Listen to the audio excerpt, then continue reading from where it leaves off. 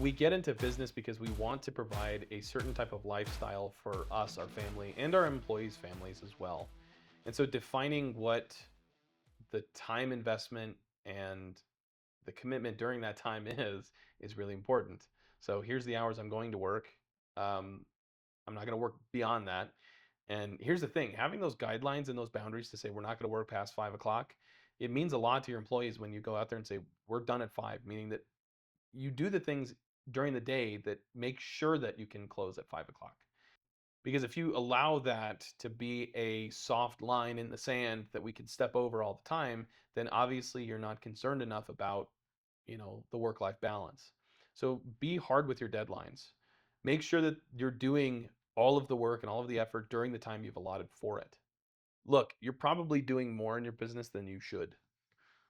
Meaning that you're micromanaging, you're overinvesting yourself, and you're basically adding on task after task on a to-do list that you probably shouldn't. Only because you're the owner or you're one of the leaders in the business and you're like, I've got to handle this. I've got to be the one person. I got to have all the answers. I got to be right. And that is a great way to ruin your business, ruin your team, and basically prevent you from growing and being a great organization.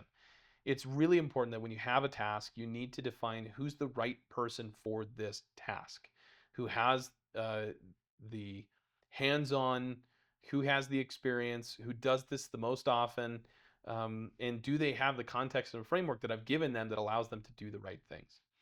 Start dialing things back. Use the 4 quadrants, Stephen Covey, 4 quadrants. We want to make sure that if it's important and urgent, it's something that we do now. If it's important and not urgent, it's something I'm going to do later. I'm going to put it on a calendar and schedule it. If it is something that is not important but it's urgent, we're just going to throw that in the garbage. Ultimately, we want to be making sure that we delegate work to the right people.